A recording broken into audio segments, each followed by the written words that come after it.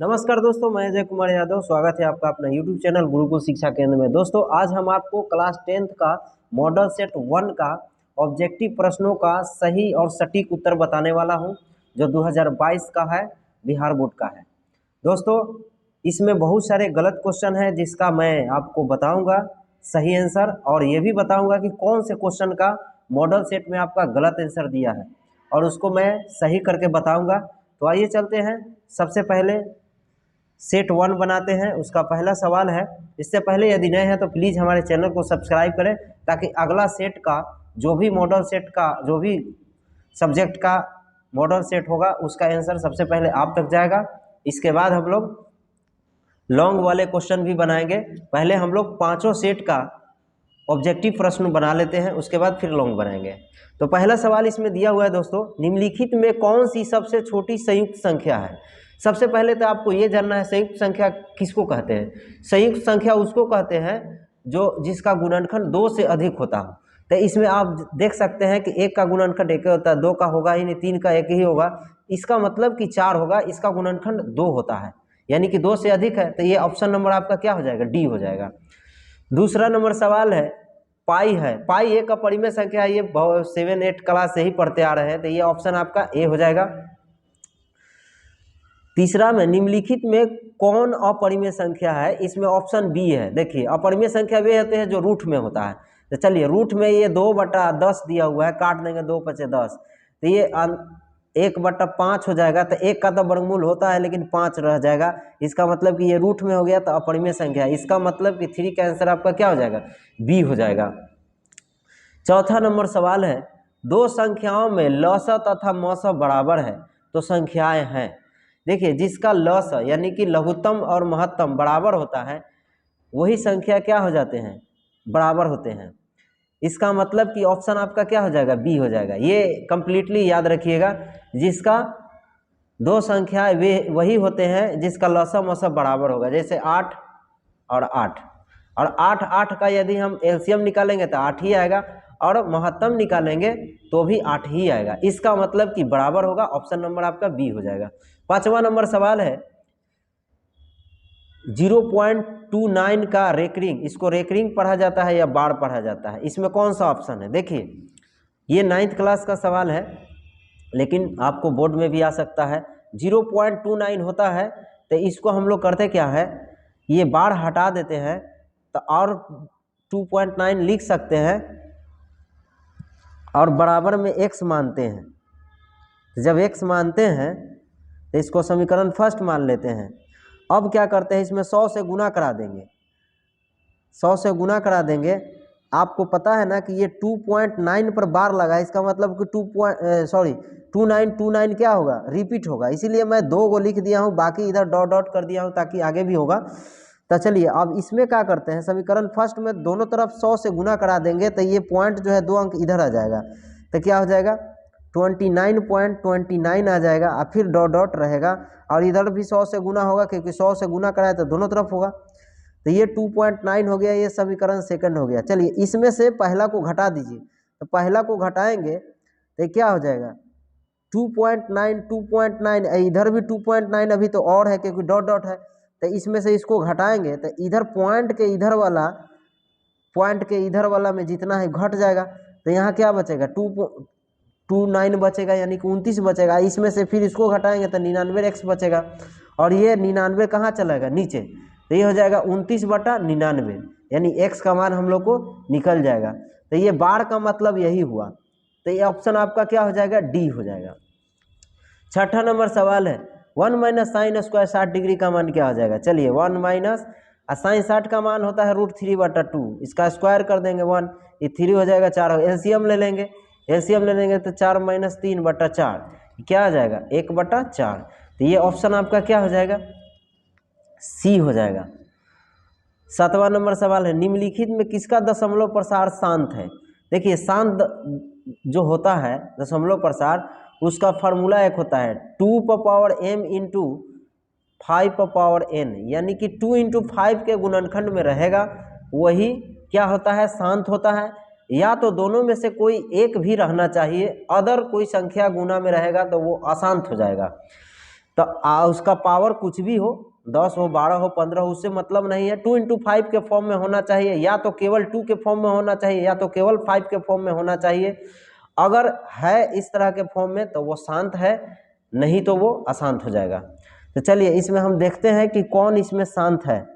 तो सबसे पहले आपको ये समझना है, देखिए यहाँ पहला ऑप्शन ही है 7/4। 7/4 को हम लोग क्या कर सकते हैं, इसको लिख सकते हैं 2 × 2 × 5, एक और 2 हो जाएगा, आप देख सकते हैं। तो इसमें 2 कितना हो गया, 3 गो हो गया। तो 7/2 × 5, इसका मतलब कि यही शांत है, तो ऑप्शन ए हो जाएगा। बाकी 3 गो तो अशांत ही होगा, आपको यही पकड़ना है और टाइमिंग के साथ आपको वहाँ पे बनाना होगा। अब 8वां नंबर सवाल है, निम्नलिखित में किसका दशमलव प्रसार अशांत है। देखिए अब इसमें अशांत आ गया, अशांत आ गया तो आपको ये देखना है कि अशांत कौन है। तो आपको मालूम है, हम बताए थे कि आपको किस फॉर्म में होना चाहिए अशांत के लिए। तो इसमें सब क्या है, शांत ही है। आपको यहाँ पे ये देखना है देखिए यहाँ पे इसको 2 × 6 5 × 15, तो नीचे भी 5 आ जाएगा। अब आपको देखना है, ये ऑप्शन नंबर आपका हो जाएगा डी। देखिए ये 31/343 है, तो नीचे वाला को देखना है, हर नीचे वाला को देखना है 2 × 5 के फॉर्म में होना चाहिए, लेकिन ऐसा नहीं है। ये जो 343 है 7/3 का होता है, तो 7 नीचे आ गया, इसका मतलब कि ये अशांत हो गया। और जब ये ऑप्शन अशांत है तो ये सब तो शांत ही होगा, यानी कि ऑप्शन हम लोग का क्या हो गया, डी हो गया। ये 400 के अभाज्य गुणनखंड में 5 का घातांक है। तो चलिए 400 का हम लोग करते हैं गुणनखंड, ये 400 है, तो 400 को ऐसे लिख सकते हैं, और उसके बाद फिर इसको ऐसे लिख सकते हैं 25 × 4, 400 को लिख सकते हैं ना। तो अब क्या हो जाएगा, हम लोग को 4/2 हो जाएगा। आइए 25 जो है, 25 को ऐसे लिख सकते हैं 5/2, इसका मतलब कि इसका घात कितना हो जाएगा, 5 का घातांक, या घात उसी को बोलते हैं, ए हो जाएगा ऑप्शन, यानी 2 हो जाएगा। अब सवाल नंबर 10 है, यदि 130 को ऐसे लिख सकते हैं, तब मस बराबर मस xy, तो xy का मान बताइए। देखिए ये 130 को 15 8 120 होता है, या 10 कितना हो जाएगा 130। तो इसका मतलब कि इसमें जो भी संख्या है वो गुना करने पर क्या आना चाहिए, यहाँ पे 130 आना चाहिए। तो इसमें कौन सा ऑप्शन सही है देखते हैं। तो ये ऑप्शन आपका ए हो जाएगा, क्योंकि 15, 10 ऐसे संख्या है जो 130 को पूरा काट सकता है, अन्यथा बाकी इसमें जितना ऑप्शन है उसमें से एक संख्या ऐसे है जो उसको नहीं काट सकता है। तो आपको 2 ऐसे संख्या वाला ऑप्शन चुनना है जो दोनों से 130 कट सकता है, वो ऑप्शन ए है, यानी 10 का आंसर ए हो जाएगा। उसके बाद 11 नंबर सवाल है, 125 √100 125 का परिमेयकरण गुणांक है। देखिए 125 को रूट से बाहर निकालेंगे तो हम लोग इसको 25 × 5 लिख सकते हैं। तो 25 का बाहर निकल जाएगा 5, लेकिन एगो 5 अंदर रह जाएगा। तो इसको कितना से गुना करेंगे कि ये रूट हट जाएगा, यानी √5 ही होगा, यानी कि 11 का ऑप्शन आपका क्या हो जाएगा, 11 का ऑप्शन हो जाएगा आपका सी। यही परिमेयकारी गुणक है, रेशनलाइज। ये 9th क्लास में हम लोग डिटेल से पढ़े हैं। 12 नंबर सवाल है, निम्नलिखित में कौन सा युग्म सह अभाज्य है। सह अभाज्य है, निम्नलिखित में कौन ऐसा है। देखिए सह अभाज्य का मतलब होता है जो कि एक ही टेबल में न हो, यानी कि 9, ऑप्शन ए हो जाएगा। 9 और 16 ऐसे 2 संख्याएं हैं जिनके लिए अलग अलग टेबल की ज़रूरत होगा, यानी कि ये 3 के टेबल में आता है तो ये 4 के टेबल में आता है, यानी दोनों एक ही टेबल से नहीं कट सकता है।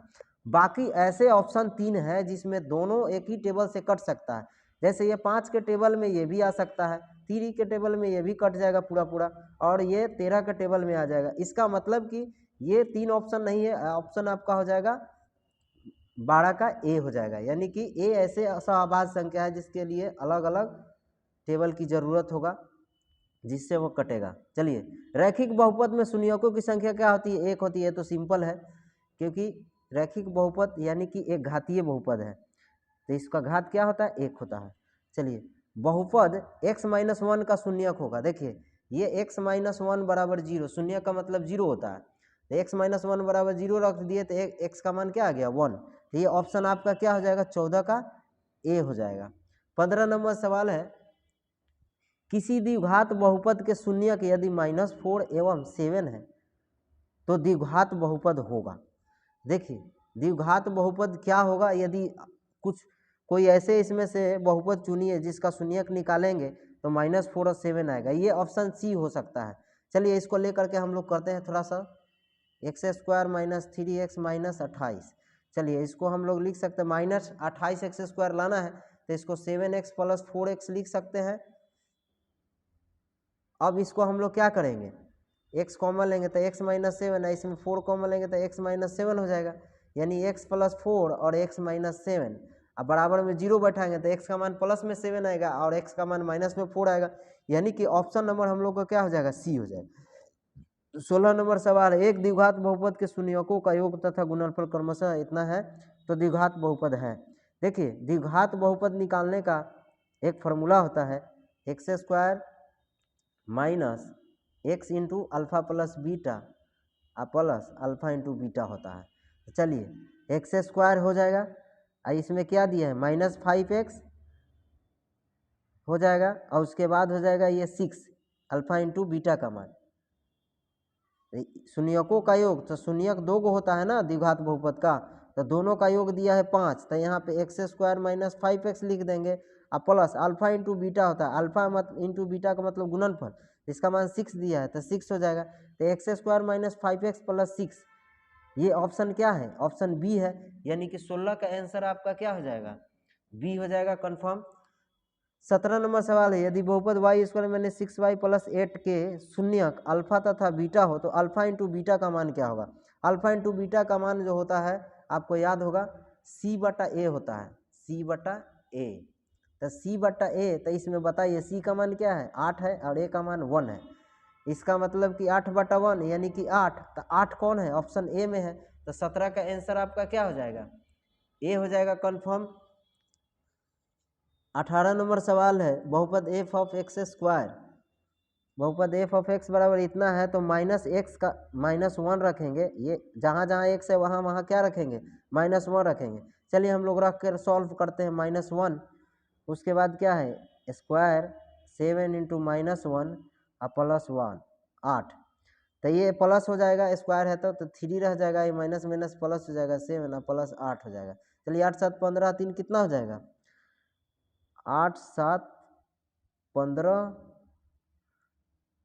3 18, सॉरी इसको फिर से एक बार सॉल्व करके देखते हैं। ये -1 रखेंगे तो 3 हो जाएगा और ये -1 तो 7 हो गया, 7 7 और 3 10, 10 और 2 12 हो जाएगा, ये ऑप्शन नंबर बी हो जाएगा। सॉरी यहाँ पे गलत हो गया था हम लोग को, ये 2 है यहाँ पे इसीलिए ये गलती हो गया। चलिए 19 नंबर सवाल है, बहुपद इतना का शून्यक है। चलिए तो x² - 3 बराबर 0 लिखेंगे तो x² बराबर क्या हो जाएगा, इसको 0 को उस तरफ ले जाएंगे तो प्लस में हो जाएगा। अब इसका स्क्वायर हटाएंगे तो आपको मालूम है कि प्लस माइनस √3 होता है, इसका मतलब होता है कि प्लस में √3 और माइनस में √3 दोनों को इकट्ठा करके ऐसे भी लिख सकते हैं, ऐसे भी लिख सकते हैं। चलिए तो ये ऑप्शन किस में है, ऑप्शन नंबर किस में है बी में है, तो ये 19 का आंसर बी हो जाएगा आपका। 20 नंबर सवाल है, निम्न में से कौन 6x - 2y और इतना का हल है। देखिए इसमें से कोई ऑप्शन का मान रखिए जिससे आपका तुरंत आंसर आ जाएगा, कोई ऐसा ऑप्शन ढूंढिए जिससे बराबर में 0 आ जाना चाहिए। चलिए ऑप्शन नंबर बी को हम लोग डालते हैं, x का मान 2 रखेंगे तो 12 हो जाएगा और y का मान 6 रखेंगे तो ये भी 12 हो जाएगा, तब 12 में से 12 घटेगा 0, इसका मतलब कि ये जो बी ऑप्शन है समीकरण फर्स्ट को संतुष्ट करता है, तो सेकंड में भी रख के चेक करते हैं 32 आना चाहिए। चलिए x का मान 2 रखते हैं तो 20 हो जाएगा और y का मान 6 रखते हैं तो 20 6 दूना 12 32 आ जाएगा, इसका मतलब कि ऑप्शन नंबर हम लोग का क्या बी सही है। अब नेक्स्ट सवाल हम लोग देखते हैं 21, यदि रेखाएं इतना बराबर इतना तथा इतना बराबर समांतर हो तो p का मान होगा। चलिए p का मान निकालना है तो इसके लिए हम लोग समांतर है तो समांतर होने के लिए हम लोग का ऑप्शन क्या है a/b(a1/b1) प्लस a2/b2, इस फॉर्मूला पर हम लोग रखते हैं। चलिए ये हो जाएगा पहला x के साथ जो संख्या 4 है इसके साथ जो संख्या उसका बटा करते हैं 12, उसके बाद फिर p बटा क्या रखेंगे y वाला 9, उसके बाद फिर क्या रखेंगे 6 बटा क्या रखेंगे 15। अब इसमें से हम लोग को क्या निकालना है, हम लोगों को p का मान निकालना है। तो इसको सॉल्यूशन करते हैं, सॉल्यूशन करने पर हम लोग को क्या आ जाएगा, ऐसा करते हैं इसको इससे दोनों में से किसी को हल करते, चले इसके बराबर कर देते हैं। तो इसको क्रॉस करेंगे तो 9 चौको 36 और नीचे 12, यहाँ p 12 तिया 36, 3 आ जाएगा। तो p का मान क्या आ गया हम लोग को 3 आ गया। तो ये ऑप्शन नंबर क्या हो जाएगा आपका बी हो जाएगा। 22 नंबर सवाल है, समीकरण निकाय x + 2y बराबर 3 और 5x + ky बराबर 15 के अनगिनत हल होने के लिए k का मान बताइए। देखिए यहाँ पे मिस प्रिंट है, मॉडल सेट में जो आंसर दिया है वो ये वाला के वाई नहीं रहेगा, तो जो मॉडल सेट में आंसर दिया है वो सही हो जाएगा। इसका मतलब कि ये मिस प्रिंट हो गया है, दोबारा के वाई नहीं लिखा सकता है क्योंकि के वाई पहले से भी है, अगर होगा तो दोनों को जोड़ के लिखेंगे 2 के वाई, इसीलिए ये मिस प्रिंट है, इसलिए समझ के आपको लिखना होगा। चलिए तो इस दोनों को सॉल्व करते हैं, अनगिनत हल वाला फार्मूला पर रखेंगे तो इसको सॉल्व करेंगे हम लोग। तो के का मान हम लोग को निकालना है। चलिए x के साथ जो कोफिशिएंट है ये दूसरा वाला के बाटा करेंगे, तो यहाँ कुछ नहीं तो 1 हो जाएगा, इसमें के इसके साथ 5 है। चलिए यहाँ पे y के साथ 2 है, यहाँ पे y के साथ क्या है k है, तो हम लोग को k का मान निकालना है।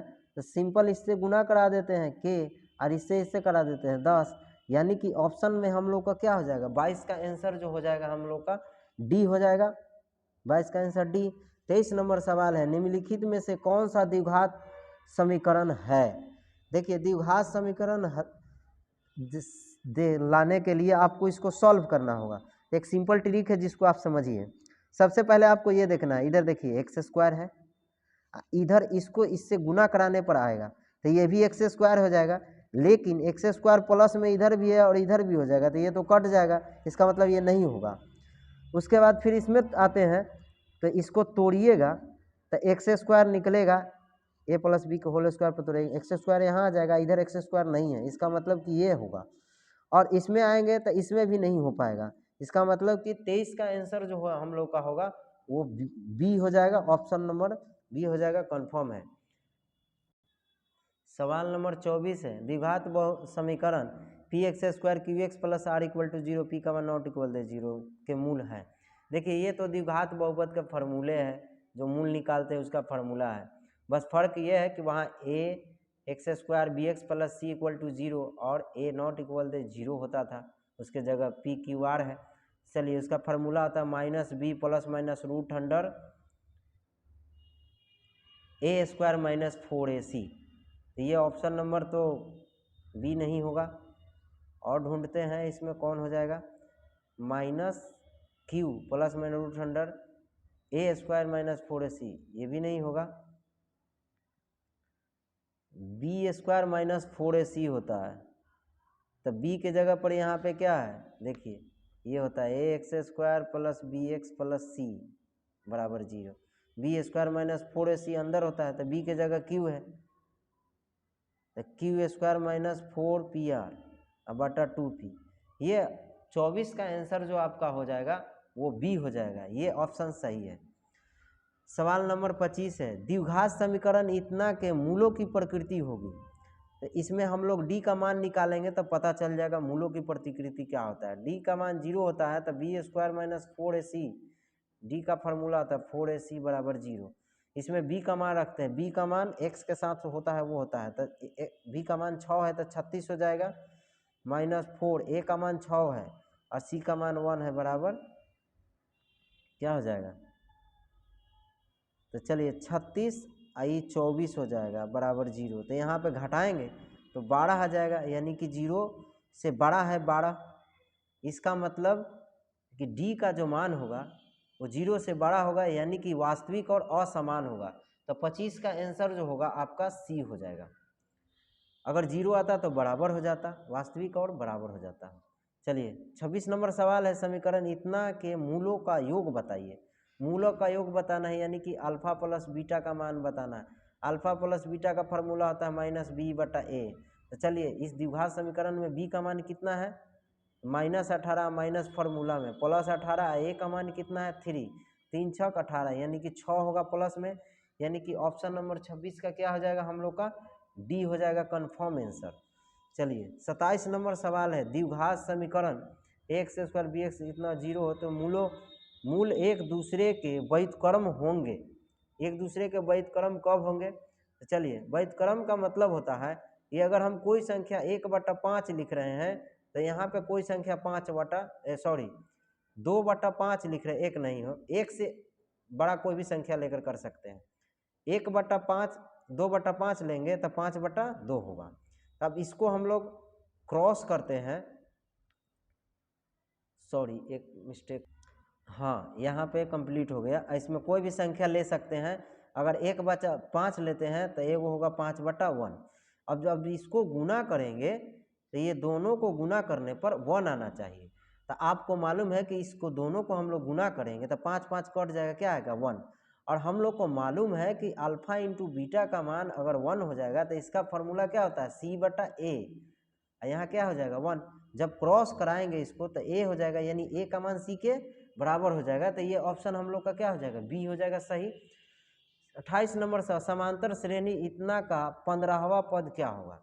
देखिए 15वां पद यहाँ पे निकालना है, यानी कि T15 निकालना है। तो ये T15 वाले ये इस फॉर्मूला पर हम लोग बैठा देते हैं Tn वाले पर। चलिए तो T15 a + n-1 into D होता है। तो a का मान हम लोग को मालूम है 1/2 और n का मान मालूम है 15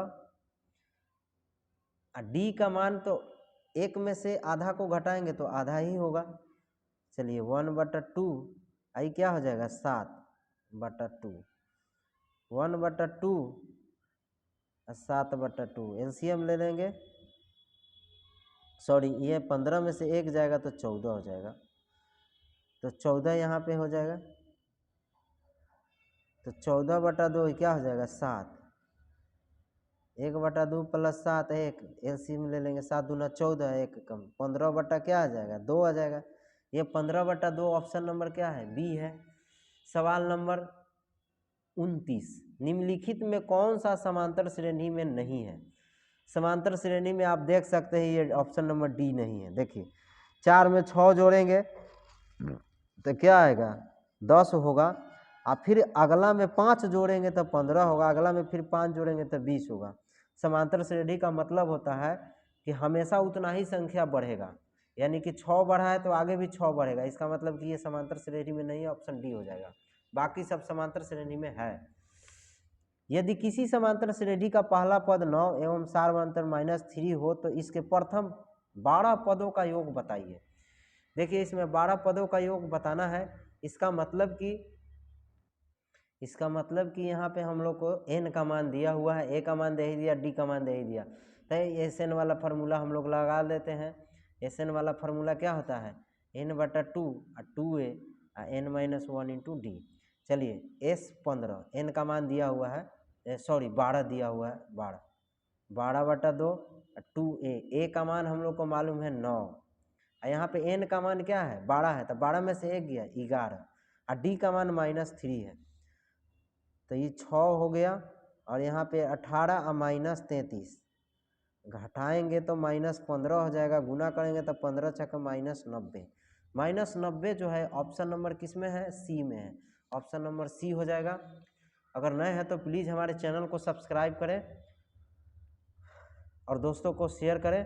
आपको सभी सेटों का मॉडल सेट का जो है आंसर ऑब्जेक्टिव का पहले मैं आपको करा देता हूं, उसके बाद सब्जेक्टिव कराऊंगा। 31 नंबर सवाल है, समांतर श्रेणी इतना का कौन सा पद 170 होगा? आप देख सकते हैं यहाँ कि 17 के बाद 34 हो रहा है, 34 के बाद 51 हो रहा है। इसका मतलब कि 17 का पहाड़ा ही पढ़ देंगे तो क्या हो जाएगा, ये पूरा हो जाएगा कंप्लीट। तो 17 का पहाड़ा हम लोग पढ़ रहे हैं तो 17 दूना 34, 17 51, और 10 बार पढ़ेंगे तो कितना आ जाएगा 170। इसका मतलब कि अंतिम पद जो हम लोग को 170 दिया है वो 10 बार 17 का के पढ़ लेंगे तो आ जाएगा, यानी n का मान हम लोग को क्या हो गया 10, यानी कि बी ऑप्शन हो जाएगा। दसवां जो पद है 170 आ जाएगा।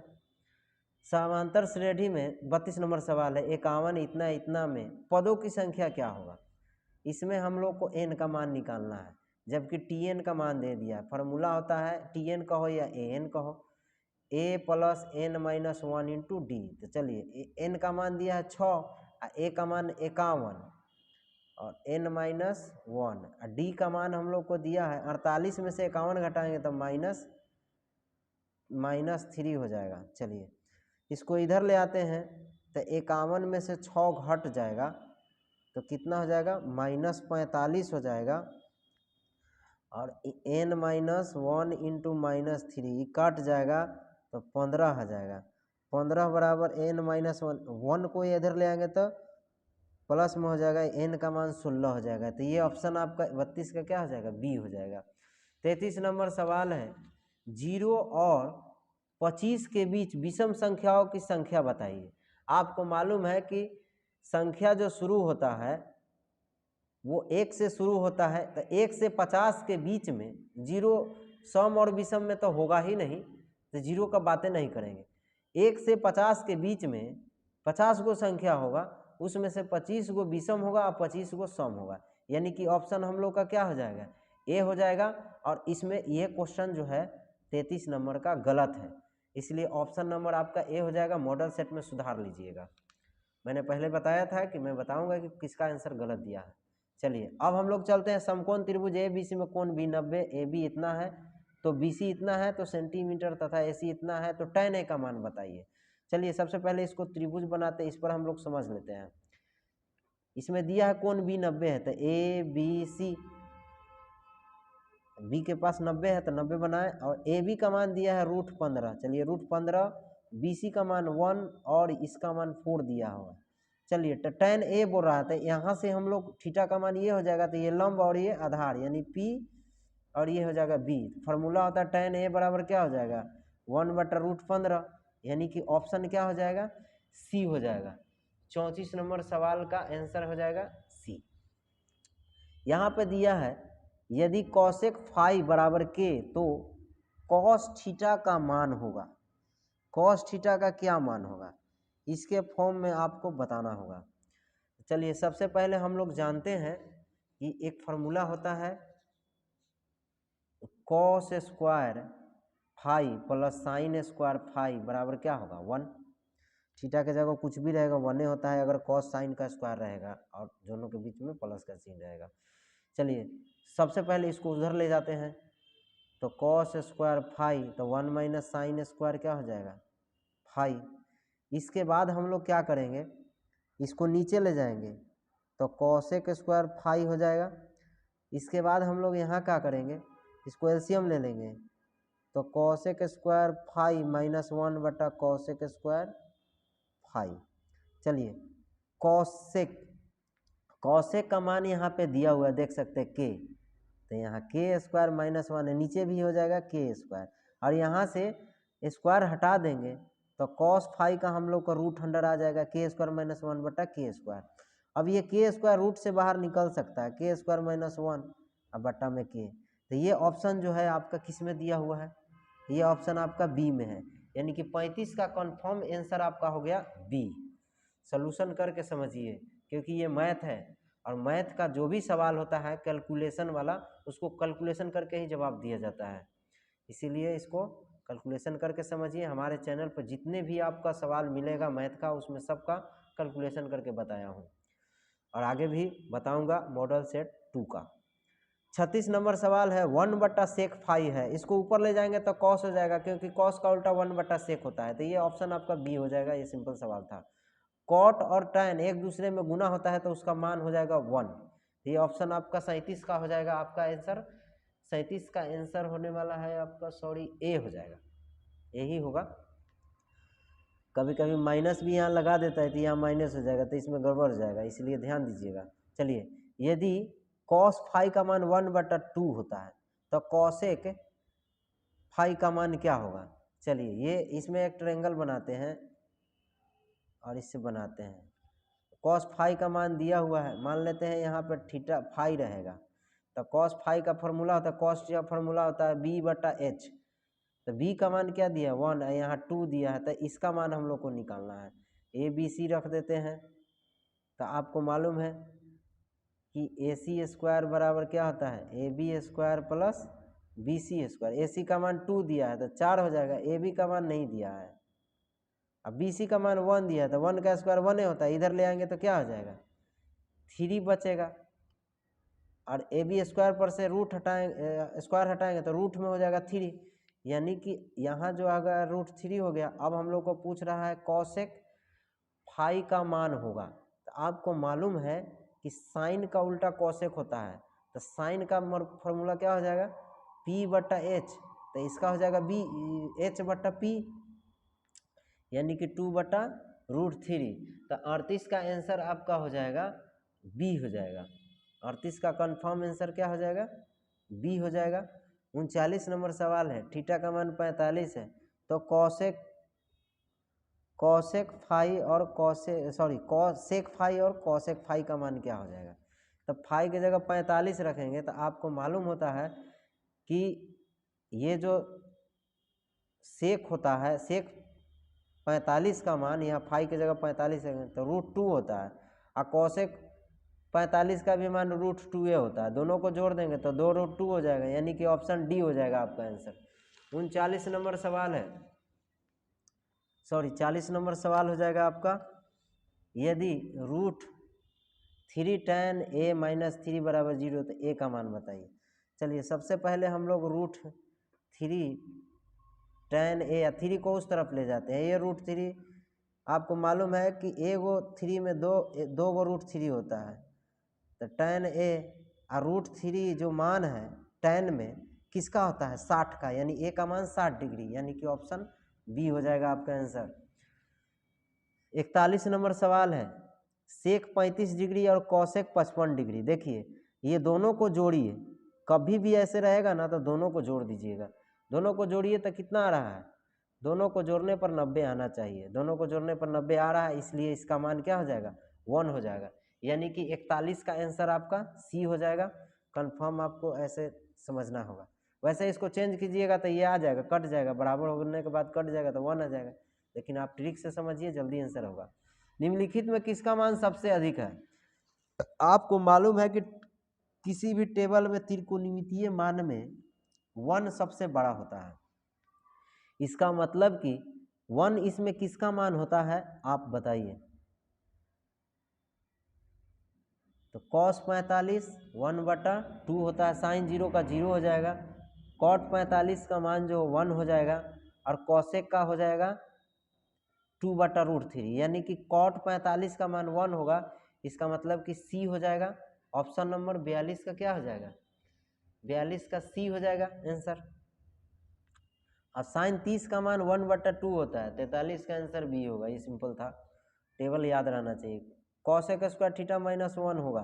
देखिए cosec square theta plus sine square theta का फार्मूला 1 होता है। तो आपको cosec square theta 1 - sign square theta हो जाएगा। अब यहाँ पे दिया है कि ये 1 माइनस में होना चाहिए, तो चलिए 1 को इधर ले आइए, cosec square theta -1 - sign square theta. तो यहाँ पे आप देखिए दोनों सेम है, cosec square theta -1 cosec square theta -1 ये -1, ये ऑप्शन नंबर किस में है ऑप्शन नंबर फर्स्ट में है, यानी 44 का आंसर आपका ए हो जाएगा। ये 1 - sec square theta cot square theta. चलिए इसको सॉल्व करते हैं, तो 1 - sec square theta into cot square theta. आपको मालूम है sec square theta minus tan square theta बराबर 1 होता है। तो इस 1 को इधर ले आते हैं, तो सेक स्क्वायर थीटा -1 और tan स्क्वायर थीटा किस में हो जाएगा प्लस में हो जाएगा। तो चलिए इसमें से माइनस कॉमन ले लेते हैं, माइनस कॉमन ले लेंगे तो यहाँ आ जाएगा 1 - सेक स्क्वायर थीटा और tan स्क्वायर थीटा हो जाएगा। चलो माइनस को उधर ले जाएंगे, तो 1 - सेक स्क्वायर थीटा का मान हो जाएगा -tan स्क्वायर थीटा। तब देखिए यहाँ पे 1 - सेक स्क्वायर 1 - सेक स्क्वायर, इसका हम मान यहाँ रखेंगे -tan, तो minus tan square theta into cot square theta. आपको मालूम है कि कॉट और tan एक दूसरे में गुना होगा तो उसका मान क्या होता है 1, लेकिन ये माइनस पहले से लगा है तो इसका आंसर क्या होगा -1। तो ये ऑप्शन आपका हो जाएगा सी। अब यहाँ पे 46 है, साइन अल्फा और कॉट अल्फा। कॉट को तोड़िएगा तो यहाँ पे कॉस बटा साइन हो जाएगा, कॉस बटा साइन होता है कॉट का, साइन साइन कट जाएगा, कॉस हो जाएगा, यानी ऑप्शन बी हो जाएगा आपका आंसर। यदि थीटा बटा पाई थीटा बटा 5 बराबर 12 है, इसको क्रॉस गुना कर दीजिए तो 60 हो जाएगा, तो थीटा का मान 60 हो जाएगा, तो यहाँ पे 60 रखेंगे। तो आपको मालूम है यहाँ से हम लोग को क्या निकालना है, 3 गुने कॉसेक स्क्वायर थीटा का मान बताइए। तो चलिए थीटा का मान हम लोग को तो मालूम है 60, तो 3 और कॉसेक क्या लिखेंगे स्क्वायर 60 डिग्री 3। आपको साइन 60 का मान होता है √3/2, तो इसका 2 बटा क्या हो जाएगा √3, इसका स्क्वायर कर देंगे तो 3 इंटू अब 4 हो जाएगा, स्क्वायर हटाएंगे 3 कट जाएगा, क्या आ जाएगा 4। तो आपका आंसर क्या हो गया 4, तो ऑप्शन नंबर सी हो जाएगा। Sine x plus sine square x बराबर 1, तो cos square x plus cos power 4x का मान क्या हो जाएगा। चलिए बहुत अच्छा सवाल है। सबसे पहले हम लोग ये जानते हैं कि ये sine x plus sine square x बराबर 1, और 1 के जगह हम लोग ये लिख सकते हैं sine square x plus cos square x लिख सकते हैं। ये sign square theta plus cos square theta का मान 1 होता है, इसीलिए 1 लिख दिए। देखिए यहाँ साइन स्क्वायर कट जाएगा तो यहाँ हो जाएगा साइन एक्स, यानी कि कॉस स्क्वायर एक्स का मान आ गया साइन एक्स। तो अब हम लोग यहाँ पे आते हैं, इसमें चलते हैं। यहाँ पे दिया हुआ है cos square x plus cos 4x, तो चलिए कॉस स्क्वायर एक्स, हम कॉस को ऐसे लिख सकते हैं कॉस स्क्वायर एक्स का होल स्क्वायर लिख सकते हैं ना। चलिए लिख सकते हैं, तो कॉस स्क्वायर एक्स का मान यहाँ से देखिए आप लीजिए, क्या लीजिएगा साइन, तो यहाँ साइन ले लेंगे, आप पहले से स्क्वायर है तो स्क्वायर एक्स। आपको मालूम है कि cos square x plus sine square x का क्या मान होता है 1 होता है। इसका मतलब कि आपका क्या आ गया आंसर 1, यानी कि सी ऑप्शन होगा। अब दिया निम्नलिखित में कौन सा कॉसेक 60 के बराबर है। कॉसेक 60 का मान होता है 2/√3 और सेक 30 का मान होता है 2/√3, यानी 49 का आंसर आपका हो जाएगा ए, ऑप्शन नंबर ए। अब देखते हैं यहाँ पे हम लोग का answer 50, cosec theta minus cot theta बराबर एक्स, तो कॉसेक थीटा का मान बताइए। चलिए इसको हम लोग सॉल्व करते हैं। सवाल नंबर 50 है, cosec theta minus cot theta बराबर एक्स, हम लोग को इसका मान निकालना है। चलिए यहाँ पे हम लिख लिए cosec theta minus cot theta बराबर एक्स। हम लोग को पहले से पता है cosec square theta minus cot square theta बराबर 1, और ये भी पता है कि इसको एक बार प्लस में एक बार माइनस में लिख सकते हैं A square minus B square formula पर। तो इसको लिखेंगे कॉट थीटा, और एक बार और लिख सकते हैं लेकिन प्लस में हो जाएगा कॉट थीटा, अब बराबर में क्या हो जाएगा 1। ये बहुत टिपिकल क्वेश्चन है, बहुत सारे स्टूडेंट इसमें फंस जाते हैं सवाल में। चलिए इसका मान हम लोग को मालूम है पहला में एक्स, कॉसेक थीटा और प्लस कॉट थीटा बराबर 1। चलिए एक्स नीचे ले जाएंगे तो हम लोग को मालूम हो जाएगा cosec theta plus cot theta बराबर 1, एक्स नीचे चल गया तो ये हो गया। अब ये समीकरण 2 हो गया, दोनों को हम लोग जोड़ेंगे तो आप देख सकते हैं इसमें कॉट किस में है प्लस में, और इसमें कॉट किस में है माइनस में, ये दोनों कट जाएगा। लेकिन ये देखिए कॉसेक दोनों प्लस में है तो जुट जाएगा, तो 2 कॉसेक हो जाएगा, और ये भी दोनों बराबर के उस तरफ जुटता है तो x प्लस 1/x हो जाएगा। अब इसको हम लोग एलसीएम लेंगे तो क्या हो जाएगा एक्स स्क्वायर, इसको इससे गुना करेंगे +1 और नीचे के नीचे से तो x हो जाएगा। अब ये 2 जो है इसके नीचे आ जाएगा, क्योंकि हमको जो चाहिए कॉसेक थीटा का मान चाहिए, तो ये 2 नीचे चल जाएगा, तो कॉसेक थीटा बराबर एक्स स्क्वायर प्लस 1 बटा क्या हो जाएगा 2x हो जाएगा। तो ये ऑप्शन जो है हम लोग को किस में दिया हुआ है, ऑप्शन नंबर सी में दिया हुआ है, तो ये हम लोग का ऑप्शन नंबर सी हो गया 50 का कन्फर्म आंसर। 51 नंबर सवाल में है sec square 60 degree minus tan square 60 degree plus 1 बराबर क्या होगा। देखिए आपको मालूम है sec square theta minus tan square theta बराबर 1 होता है, यानी कि थीटा के जगह पर दोनों में सेम रहना चाहिए, तो उसका मान 1 होता है। एक 1 यहाँ है, इसका मतलब कि यहाँ से यहाँ तक का कंप्लीट मान क्या होगा 1, और ये 1 दोनों जुट जाएगा तो 2 हो जाएगा, यानी ऑप्शन नंबर क्या हो जाएगा बी। ये फॉर्मूला पर ही बन जाएगा। और कॉट 90 माइनस थीटा क्या होता है tan थीटा, यानी कि ऑप्शन नंबर आपका क्या हो जाएगा 52 का डी हो जाएगा। सिंपल है ये। अब इसमें हम लोग देखते हैं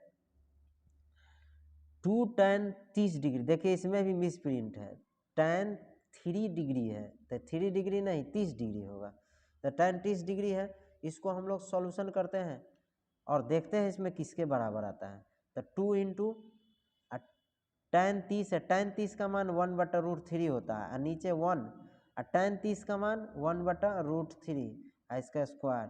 चलिए इसको लिखते हैं तो 2/√3, ये हो जाएगा 1 + 1/3, स्क्वायर हट जाएगा, क्या हो जाएगा यहाँ पे बनाते हैं 2/√3, और नीचे है इसको इससे एलसीएम ले लेंगे, सॉरी यहाँ पे इसको इससे एलसीएम ले तो 3 हो जाएगा, 3 और 1 4, 4/3 आ जाएगा, तो 2/√3, और ये 3 कहाँ चल जाता है ऊपर, ये 4, चलिए 2 दूना 4, और ये आपको मालूम है कि 3 में 2 गो √3 होता है, तो एगो से एगो काट देंगे तो एगो बच जाएगा, तो √3/2 आ गया, तो उसका मान √3/2 हो गया। तो आपको मालूम है कि इसमें √3/2 किसका होता है, sin 60 का होता है, यानी कि ऑप्शन नंबर बी हो जाएगा इसके बराबर। 54 नंबर सवाल है, यदि एक 6 मीटर ऊंचे खंभे की छाया पृथ्वी पर इतना मीटर लंबा है तो सूर्य का उन्नयन कोण क्या हो जाएगा। ये हाइट एंड डिस्टेंस से सवाल है। चलिए हम ये खंभा लेते हैं और ये इसका परछाई है, यानी कि छाया बन रहा है, तो ये जो है लंबाई 6 है, ये सॉरी ऊंचाई, और ये जो छाया जो है पृथ्वी पर बन रहा है वो 2√3 बन रहा है, इसको ऐसे मिला देंगे तो हम लोग को बताना है कि तो सूर्य का उन्नयन कोण मतलब नीचे यहाँ वाला कोण का मान क्या हो जाएगा। तो आइए ये लंब है और ये आधार है, तो इसके संदर्भ में फॉर्मूला होता है tan, तो tan थीटा का मान क्या हो जाएगा लंब बटा आधार, तो 6/√3, 2 से काट देंगे तो 3 हो जाएगा, तो 3/√3। आपको अभी अभी बताए हैं कि 3 में 2 गो √3 होता है, एगो से एगो कट गया तो एगो √3 बच गया, तो √3 किसका मान होता है tan 60 का, तो tan खत्म, थीटा का मान क्या आ गया 60 डिग्री, तो 60 डिग्री कहाँ है ऑप्शन नंबर डी, तो 54 का आंसर आपका क्या हो जाएगा, 54 का कंफर्म आंसर आपका डी हो जाएगा। 55 नंबर सवाल है, किसी मीनार की ऊंचाई 15 मीटर, किसी मीनार की ऊंचाई 15 मीटर, जब सूर्य का उन्नयन कोण 60 डिग्री हो तो मीनार की छाया की लंबाई बताइए। सेम सवाल है, ऊंचाई दे दिया है 15, ये 15 हो गया, और ये वाला छाया निकालना है, और डिग्री भी दे दिया है, उन्नयन कोण कितना दिया है 60 डिग्री, यानी यहाँ पे 60 डिग्री है। ये फार्मूला tan वाला निकालेंगे तो हो जाएगा, क्योंकि लंब और आधार से रिलेटेड सवाल है, थीटा का मान मालूम है, तो tan 60 और 15, इसका मान नहीं मालूम है, इसको कुछ लिख दीजिए ए बी, तो ए बी लिख दीजिए, और tan 60 का मान मालूम है आपको क्या होता है √3 या 15/AB। चलिए ए बी को क्रॉस गुना कराते हैं तो √3 इंटू AB और 15, आपको मालूम है कि √3AB, और ये इसको 3 इंटू 5 लिख सकते हैं, √3 से काटेंगे तो एगो √3 यहाँ आ जाएगा, यानी कि 5√3, 5√3 किस में है ऑप्शन नंबर सी है, तो 55 का आंसर आपका हो जाएगा सी। 56 निर्देशांक अक्षों के प्रतिच्छेदन बिंदु को कहा जाता है। निर्देशांक अक्ष में आपको मालूम है कि दोनों रेखा एक दूसरे को काटता है, तो ये जो प्रतिच्छेदक बिंदु हुआ इसको मूल बिंदु कहा जाता है, यानी कि ऑप्शन नंबर आपका हो जाएगा सी। अगला सवाल है 57 नंबर सवाल है, बिंदु इतना किस पाद में है, पाद या चतुर्थांश एक ही को बोला जाता है, तो ये माइनस माइनस है, तो आपको याद है क्वाड्रेंट यानी कि चतुर्थांश, ये तृतीय में माइनस माइनस होता है, तो ये ऑप्शन नंबर सी हो जाएगा। मूल बिंदु से P of sine theta cos theta की दूरी क्या हो जाएगा। देखिए मूल बिंदु का निर्देशांक 0 0 होता है, और एक बिंदु दिया हुआ है क्या, sine theta comma cos theta. जब अंदर इसको रूट के अंदर डालिएगा डी वाला फार्मूला, डिस्टेंस फार्मूला से, तो जीरो में से साइन थीटा को घटाइएगा, स्क्वायर कीजिएगा, और फिर जीरो में से कॉस थीटा को घटाइएगा, स्क्वायर कीजिएगा। तो आपको मालूम है कि इसका मान क्या हो जाएगा, root under sine square theta और plus cos square theta, theta हो जाएगा। तो मालूम है sine square theta plus cos square theta का मान 1 होता है और 1 का वर्गमूल 1 होता है, यानी कि 1 इकाई, यानी कि ऑप्शन नंबर बी हो जाएगा। 59 है, बिंदुए इतना और इतना के बीच की दूरी क्या हो जाएगा। तो इसको डिस्टेंस फार्मूला से निकालेंगे, दोनों के बीच की दूरी। तो फार्मूला आता है, इसमें से इसको घटाएंगे, तो घटाएंगे और रूट अंडर कर देंगे, तो 1 में से 1 को घटाएंगे तो प्लस 1 हो जाएगा इसका स्क्वायर, फिर 1 में से 5 को घटाएंगे इसका स्क्वायर, चलिए 2 हो जाएगा, 2 का 4 हो जाएगा, ये -4 होगा, -4 का स्क्वायर करेंगे तो प्लस 16 हो जाएगा, जोड़ देंगे तो क्या आ जाएगा 20 को हम लोग लिख सकते हैं 5 × 4, 4 का वर्गमूल 2 होता है, 5 रह जाएगा अंदर, 2√5 है, तो 2√5 ऑप्शन नंबर सी हो जाएगा आपका। रेखा y बराबर 8 का आलेख निम्न बिंदु से किस बिंदु से होकर नहीं गुजरेगी। देखिए y का मान जिस ऑप्शन में है उससे तो गुजरेगा ही, जिसमें नहीं है उससे नहीं गुजरेगा। देखिए y के जगह आपको मालूम है कि पहले x का मान होता है, उसके बाद y का मान होता है, तब y का मान इसमें भी है 8, इसमें भी है और इसमें भी है, यहाँ y का मान नहीं दिया, y का मान 1 है, इसका मतलब कि 60 का ऑप्शन जो हो जाएगा डी, इससे नहीं गुजरेगा। तो ऑप्शन नंबर आपका डी हो गया सही। निम्नलिखित में कौन सा बिंदु प्रथम चतुर्थांश में है। 61 नंबर सवाल है। आपको मालूम है कि प्रथम चतुर्थांश या पाद में सब प्लस प्लस में होता है, यानी कि ऑप्शन नंबर ए हो जाएगा, क्योंकि यही में सब प्लस प्लस में है। बिंदु इतना की y अक्ष से लंबवत दूरी क्या हो जाएगा। आपको मालूम है कि ये x अक्ष है और ये y अक्ष है, तो y अक्ष से यही ना है, इससे लंबवत दूरी x का ही है, दोनों तरफ अगर जाते हैं तो x का मान, इसका मतलब कि हमसे पूछ रहा है, तो x का मान इसमें कौन है 5, यानी 62 का आंसर क्या हो जाएगा ए। तो 62 का आंसर ए हो गया।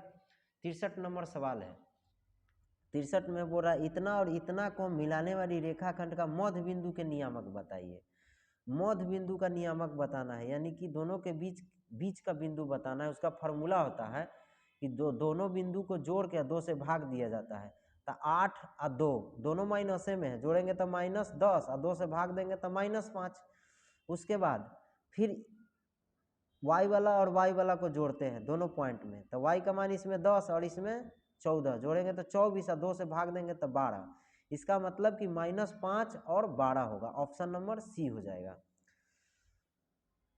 सवाल नंबर 64 है, यदि किसी वृत्त के व्यास के छोरों के निर्देशांक इतना हो तो वृत्त के केंद्र के निर्देशांक बताइए।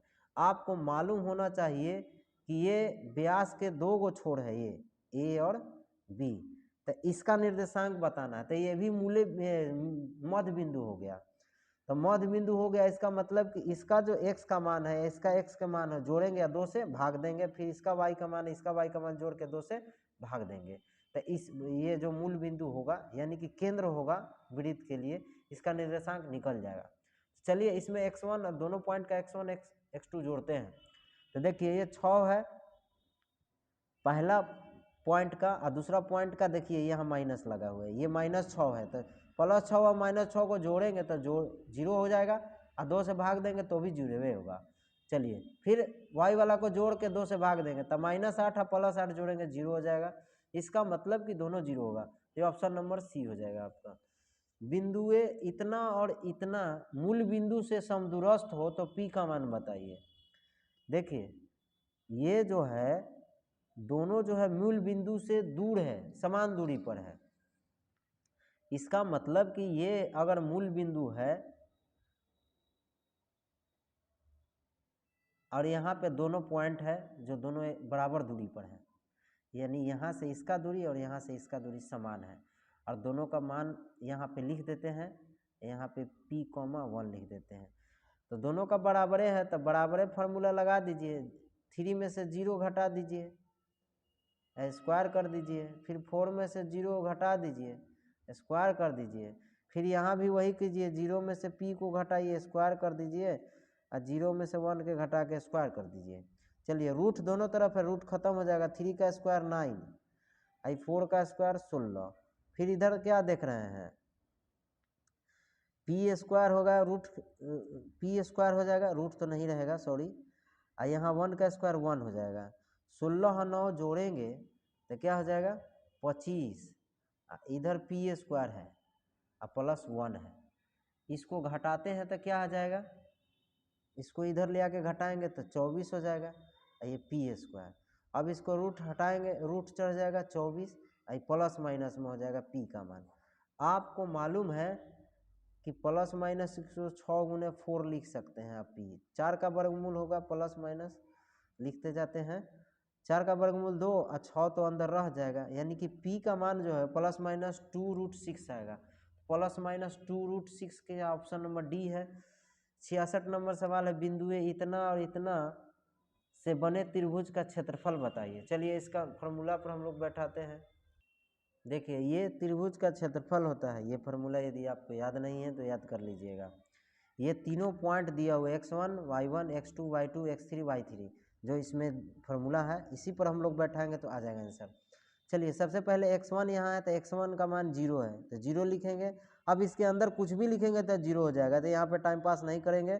चलिए x2 का मान लिखते हैं। x2 का मान यहाँ पे हम लोग को दिया हुआ है 6, मालूम है ना आपका को, ये भी मालूम होना चाहिए कि पहले x का मान देता है उसके बाद y का, तो यहाँ x2 का मान हो गया, क्योंकि यहाँ x1 है तो x2 का मान 6 है तो 6 लिख देंगे। और y3 का मान देखिए यहाँ 1 है, और y1 का मान 4 है। उसके बाद x3 का मान हम लोग को मालूम है p, y1 का मान मालूम है, y1 का मान क्या है, सॉरी p नहीं है, ऑप्शन उधर चलेगा हम लोग। x3 का मान जो है -16 है,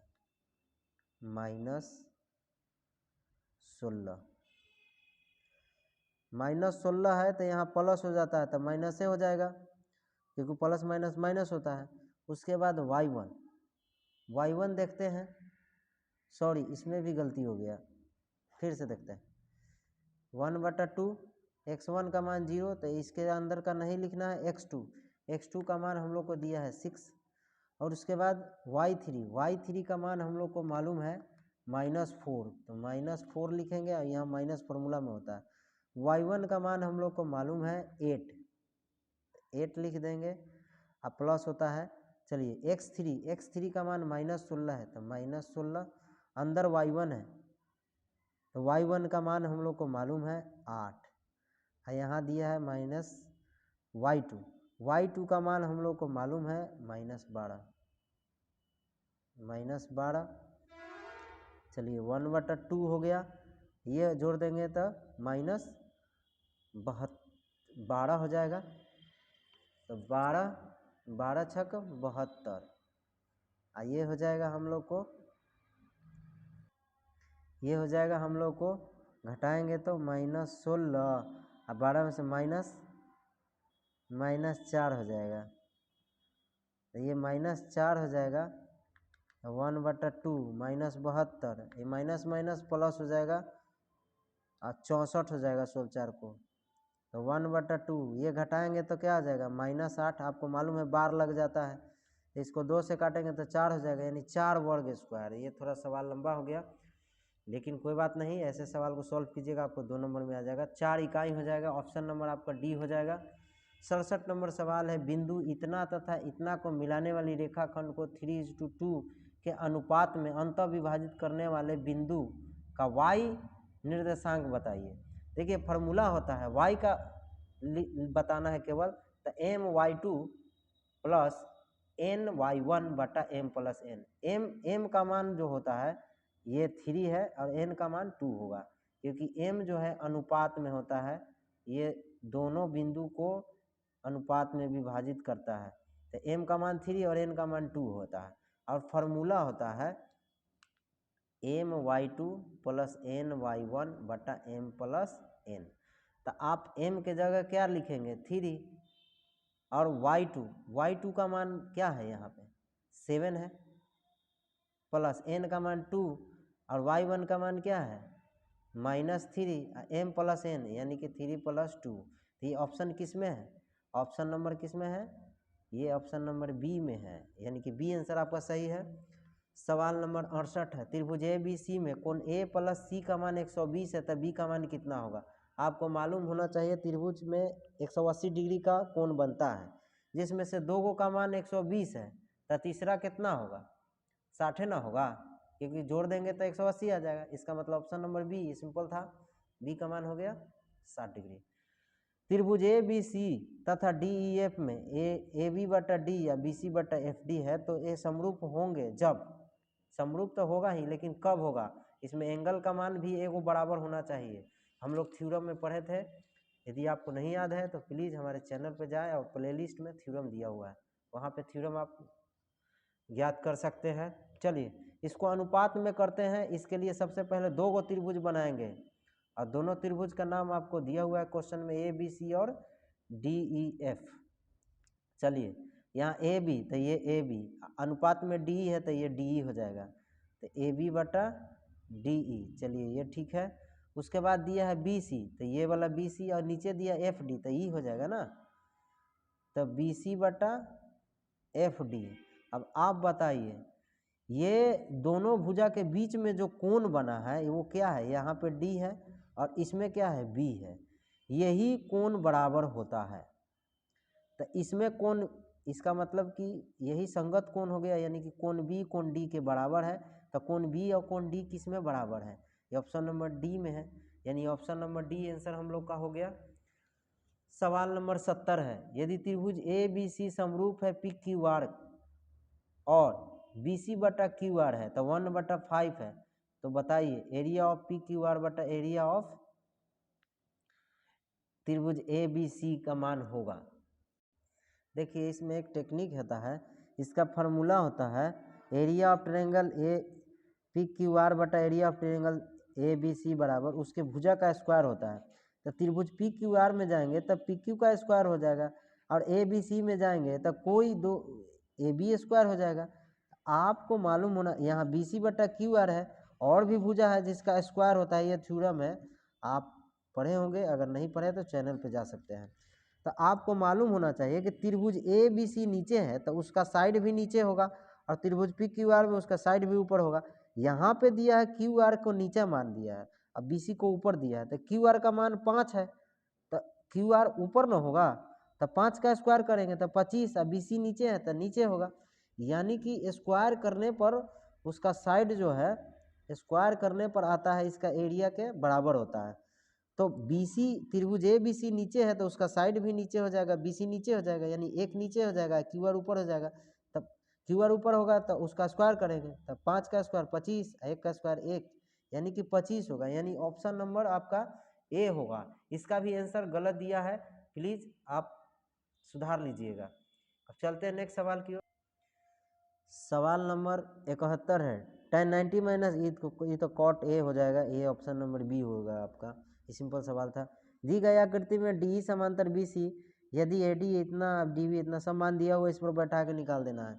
चलिए फार्मूला आपको याद है, ए डी बटा डी बी बराबर ए ई बटा ई सी, ये फार्मूला है होता है। चलिए ए डी का मान हम लोग को मालूम है 5, फिर डी बी का मान 6, फिर ए ई का मान भी मालूम है 8, इसी का नहीं मालूम है, निकालना है। चलिए इसको गुना कर देते हैं तो 5EC बराबर 8 छक 48। चलिए 5 से इसको काटेंगे तो 5 9 45, 3 बचेगा तो 5 छक 30, पॉइंट में 9.6, ऑप्शन नंबर सी हो जाएगा। 73 नंबर सवाल है, दो समान कोणिक त्रिभुजों में उनकी संगत भुजाओं का अनुपात सदैव समान रहता है, किसने कहा था। देखिए आपको मालूम है कि संगत भुजाओं अनुपातिक होता है, अनुपातिकता थ्योरम किसने दिया था, थेल्स ने दिया था। तो आपको मालूम है ए डी बटा डी बी, अभी लिखे हैं ए ई बटा ई सी होता है कब, जब त्रिभुज इस तरह का होता है ए बी सी और ये डी ई होता है। लेकिन इसी में एक और ऊपर में हम लोग बनाते हैं, तो आपको मालूम है कि ए डी बटा क्या हो जाता है, ए बी भी हो जाता है और AE बटा क्या हो जाता है, AC भी हो जाता है। और इसी को हम लोग आधा से फिर DB भी यहाँ लिख सकते हैं और यहाँ भी लिख सकते हैं AE। तो इस तरह से हम लोग को क्या दिया है, उनकी संगत भुजाओं का दो समान कोणीय, तो दो गो त्रिभुज हो गया। आप देख सकते हैं ADE और ABC ये भी अनुपात में हो जाते हैं, यानी कि ऑप्शन नंबर ए हो जाएगा आपका आंसर थेल्स। एक बाह्य बिंदु से एक वृत्त पर कितनी स्पर्श रेखाएं खींचा जा सकता है। आपको मालूम है कि ये वृत्त है और ये बिंदु है, तो यहाँ से इस वृत्त पर 2 ही स्पर्श रेखा जा सकता है, इससे ज़्यादा नहीं जाएगा। तो ऑप्शन नंबर क्या हो जाएगा, बी हो जाएगा।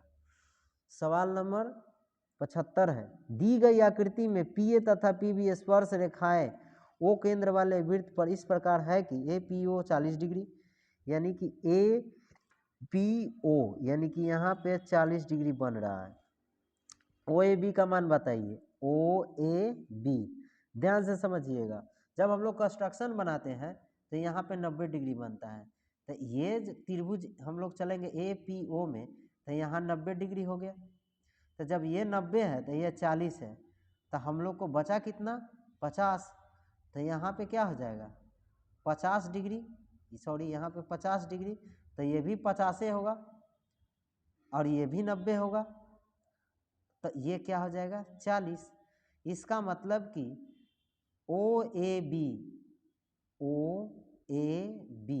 अब इसमें आते हैं हम लोग, तो आपको मालूम है कि O का मान 100 हो गया, 50 50 100। अब बचा कितना, बचा कितना, इस त्रिभुज में आएंगे OAB में तो 180 बनना चाहिए, जिसमें से O के पास कितना बन रहा है, 100 बन रहा है, तो बचा कितना 80। तो 80 बना, तो ये 40 40 होगा, क्योंकि आपको मालूम है कि वृत्त के लिए ये जो त्रिज्या है और ये त्रिज्या दोनों बराबर हैं। जब बराबर है तो ये जो त्रिभुज OAB हो जाएगा वो समद्विबाहु हो जाएगा, और समद्विबाहु त्रिभुज में ये दोनों भुजा बराबर होता है, तो ये दोनों कोण भी बराबर होता है। इसका मतलब कि ये 40 40 होगा, यानी कि यहाँ 40 डिग्री बनेगा। तो ऑप्शन नंबर आपका ए हो जाएगा। 76 नंबर सवाल है, दी गई आकृति में QOR वृत्त का व्यास है तथा PQ ये PQ और PR बराबर है, तो PQR बताइए, PQR यानी यहाँ का कोण बताइए। आपको मालूम होना चाहिए कि ये जो दिया हुआ है ये समद्विबाहु त्रिभुज है अंदर, ये दोनों, तो ये समद्विबाहु त्रिभुज है और यहाँ QOR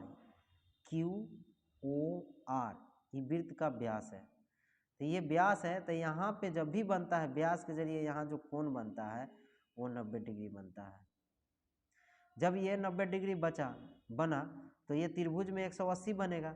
इसका मतलब कि ये जो दोनों है इक्वल भुजा है, तो ये समद्विबाहु हो गया, और समद्विबाहु हो गया तो इसका कोण भी दोनों बराबर होता है, यानी 45 45 में बढ़ जाएगा।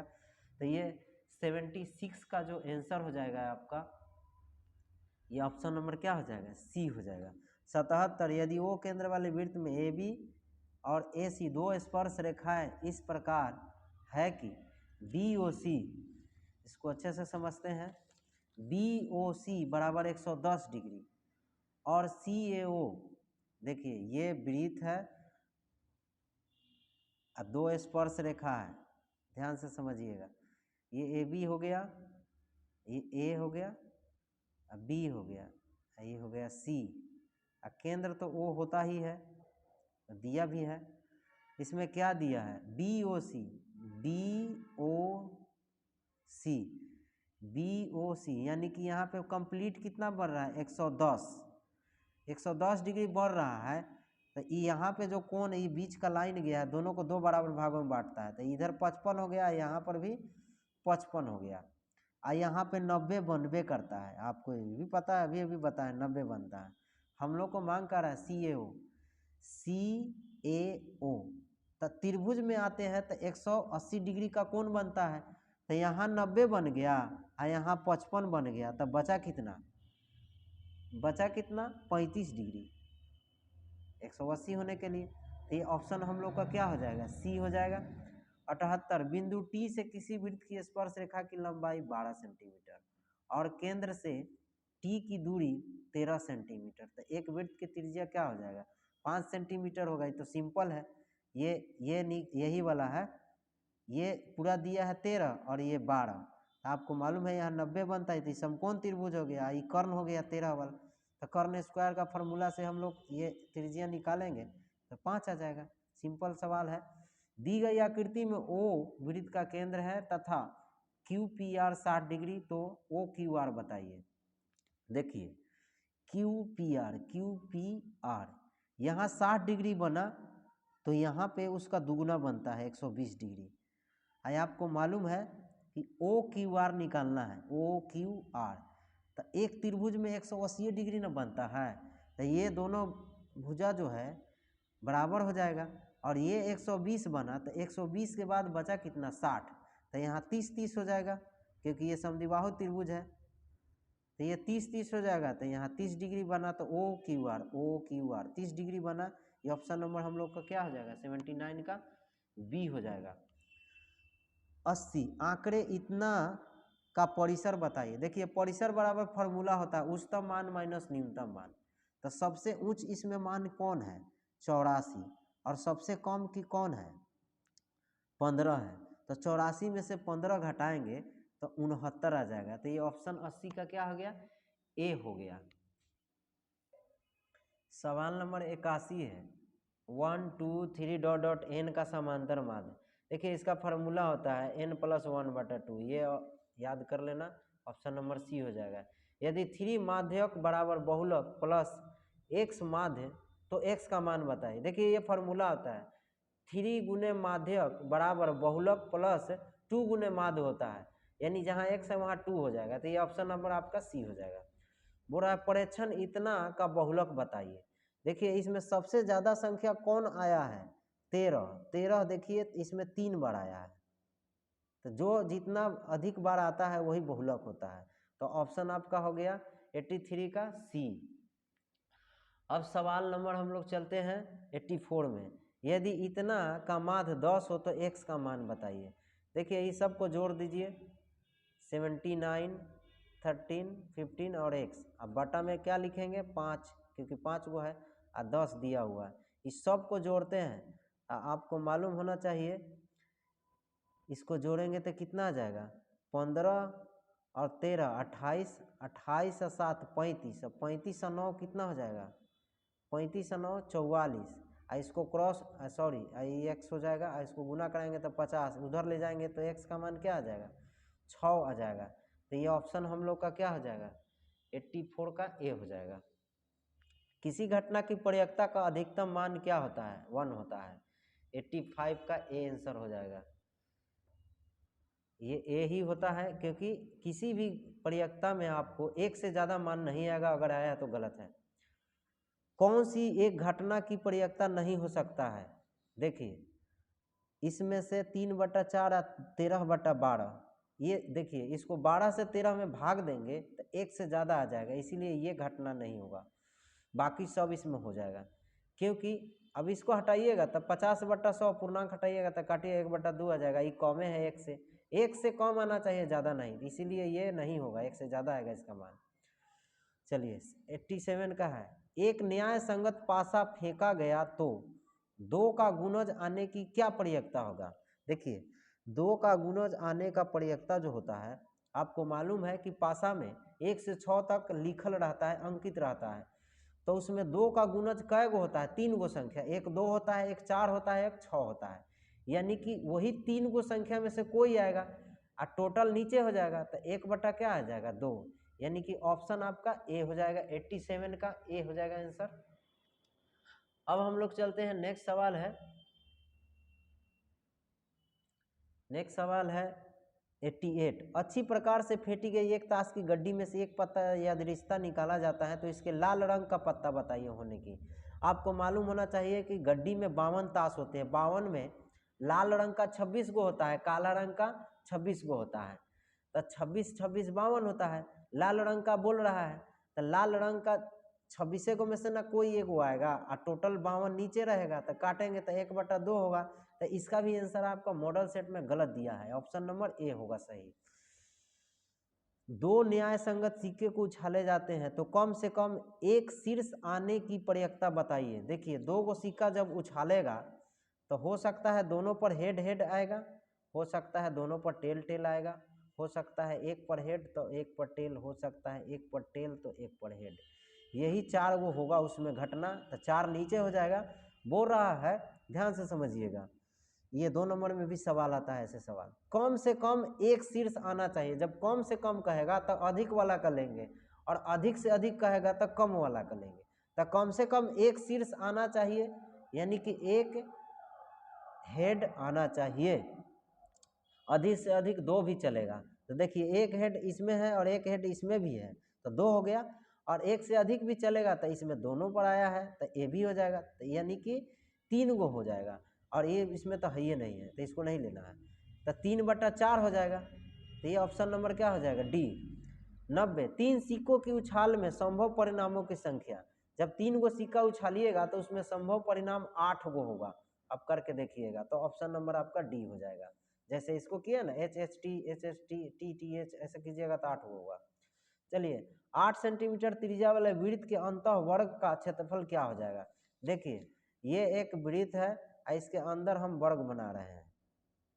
मान लो ये वर्ग है, थोड़ा सा गलती भी होगा, रफ कर रहे हैं। चलिए आपको मालूम है कि व्यास है ये, तब व्यास दिया हुआ है कितना, सॉरी त्रिज्या दिया हुआ है 8, तो व्यास हो जाएगा 16। तो ये जो व्यास बना वृत्त के लिए व्यास है, लेकिन ये वर्ग के लिए विकर्ण का काम कर रहा है। तब विकर्ण इसका मतलब 16 दिया है। वर्ग का विकर्ण होता है √2 गुने भुजा होता है, विकर्ण का फॉर्मूला। अब आपको मालूम है इसको 8 गुने 2 लिख सकते हैं, 2 गुने भुजा, इस तो है ये √2 गुने, ये 2 से काटेंगे तो आपको मालूम है कि 2 में 2 गो √2 होता है, तो एगो कटा तो एगो बच गया, तो 8 √2 आ गया भुजा वर्ग का। तो आपको मालूम है वर्ग का क्षेत्रफल निकालना है तो क्या होता है, भुजा स्क्वायर। तो 8 √2 का स्क्वायर कर देंगे तो 8 का स्क्वायर 64, और √2 पर से रूट हट जाएगा तो 2 हो जाएगा। तो ये गुना करेंगे तो 128 आ जाएगा। तो ये 128 centimetre square option number D में है। 2 वृत्तों की परिधियों का अनुपात इतना है तो इनके क्षेत्रफलों का अनुपात क्या हो जाएगा। देखिए जब परिधि का अनुपात देता है तो 4/5 है, तो एक हो जाएगा 2πr, एक हो जाएगा 2π, अब बड़ा आर हो जाएगा, आर अलग हो जाएगा, बाकी सेम रहता है। तो ये तो कट जाएगा। तो आर बड़ा आर का छोटा आर का मान 4 और बड़ा आर का मान 5 दिया है। तो उसी तरह क्षेत्रफल का अनुपात निकालेंगे तो क्या निकालेंगे, πr² और πr², यानी पाई कट जाएगा, आर का स्क्वायर ना होगा। तो इसमें से आर का स्क्वायर करेंगे तो 16, इसमें आर का स्क्वायर करेंगे तो 25, यानी 16:25 हो जाएगा। तो कभी भी ऐसे सवाल दे तो सीधा त्रिज्या का स्क्वायर कीजिएगा अनुपात वाला में। क्षेत्रफल दिया रहेगा, परिधि पूछेगा या त्रिज्या पूछेगा तो स्क्वायर हटा दीजिएगा, यानी वर्गमूल निकाल दीजिएगा दोनों त्रिज्या का। तो चलिए 16:25 आंसर हो जाएगा आपका सी, 92 का आंसर सी हो जाएगा। अगला सवाल है 93, यदि एक समबाहु त्रिभुज का क्षेत्रफल इतना सेंटीमीटर तो इसका भुजा बताइए। समबाहु त्रिभुज का क्षेत्रफल होता है √3 गुने भुजा, √3 गुने भुजा, और क्षेत्रफल √3 गुने भुजा स्क्वायर, √3/4 होता है, √3/4 गुने भुजा स्क्वायर।